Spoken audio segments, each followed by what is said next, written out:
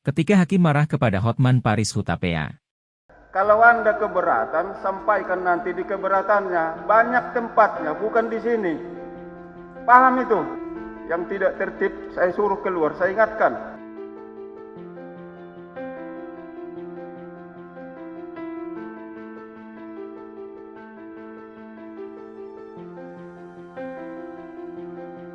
Bukan di sembarang waktu langsung keberatan. Dicatat itu. Itu yang di sini. Saya berusaha untuk berpegang teguh di KUHAP. Kalau sampai seperti semua apa-apa. Kayak di kampung, di warung.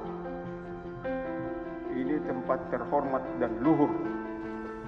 Kalau kita bukan menghargai tertibnya persidangan, siapa lagi?